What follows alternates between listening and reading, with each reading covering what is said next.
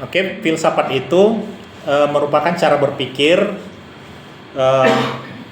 dalam rangka mencari kebenaran dan kebijaksanaan. Yang berpikirnya itu secara rasional, sistematis ya. Nah, jadi cara berpikirnya itu selalu diasosiasikan ya dalam filsafat ke dalam 3 ranah: ontologis, kemudian epistemologis, aksiologis. Nah, contohnya saya langsung aja ke sini. Coba lihat. Kalau saya bertanya, ini apa yang dalam botol ini? Air. Ya. Itulah ontologis. Ontologis itu dia menceritakan sesuatu itu ada. Ya.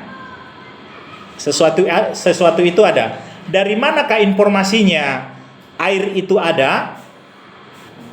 Dari pengalaman kita. Ya, dari pengalaman kita. Nah, sehingga ketika ditanya, apa ini? Air. Jawabannya.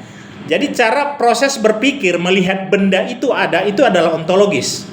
Eksistensi benda itu ada, ontologis. Jadi dia menceritakan keberadaan benda itu, hakikat adanya benda itu. Itulah ontologis.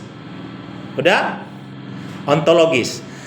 Nah, kemudian air ini kita kan belum dalami, baru seperti ini aja. Ya kan? Baru seperti ini. Nah, kemudian air ini ciri-cirinya seperti apa? Dia berupa zat cair, ya kan? Ketika kita mengkaji ciri-cirinya, kemudian kita mencari apa kegunaannya dan bagaimana air itu bekerja, bagaimana air itu kemudian digunakan, di situ kita berpikir secara epistemologis. Nah, salah satunya seperti ini.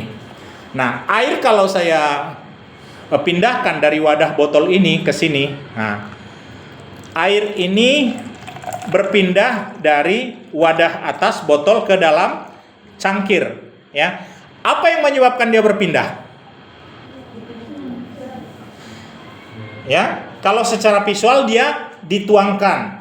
Proses dia dituangkan itu, air itu pindah ke wadahnya inilah proses berpikir epistemologis. Udah? Epistemologis.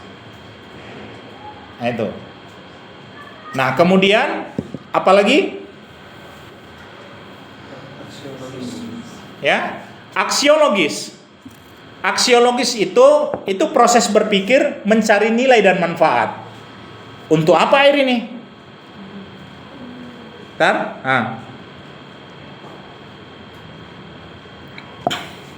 Itu aksiologis.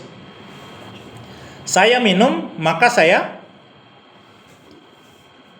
lepas dahaganya. Jadi proses berpikirnya situ, kalau kita haus, kita mencari air. Gitu ya. Kita mencari air. Baru kemudian kita minum. Ya kan? Kemudian setelah kita minum, apa yang didapatkan? Hilang haus. Ya, hilang haus. Hilang haus itu apa? Manfaat ya. Hilang haus itu manfaat. Nah, jadi aksiologi itu proses berpikir kita untuk mencari maslahat, untuk mencari manfaat. Ya, proses berpikirnya ya untuk mencari manfaat dari benda itu. Nah, air ini manfaat. Berarti secara aksiologis air ini memiliki manfaat untuk melepaskan dahaga. Ya. Nah, gitu. Nah, bagaimana kemudian prosesnya air ini bisa kita gunakan, bisa kita manfaatkan? Bagaimana cara kita memperoleh air? Semua aktivitas berpikir cara memperoleh air. Misalnya memperoleh ini. Ini kan air mineral kemasan ya. Dia kan dijual di mart depan ya.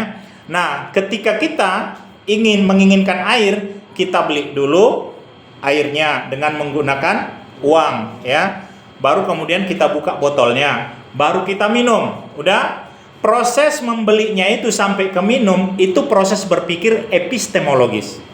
Bagaimana caranya supaya hilang haus kita gitu. Bagaimana caranya mencari air. Nah, gitu ya. Nah, bisa dipahami kalau aksiologis tadi. Nah, setelah kita minum, air itu bermanfaat untuk kita. Jadi ada nilai di situ, ada nilai maslahat. Nah, gitu. Ada nggak air kalau kita konsumsi dia berbahaya? Hah? Ada. Nah, sesuatu yang berbahaya dan nilainya itu tidak bermanfaat, itu tidak kerangka berpikir filsafat. Nah, gitu. Karena filsafat itu tadi konsepnya cinta, kebijaksanaan.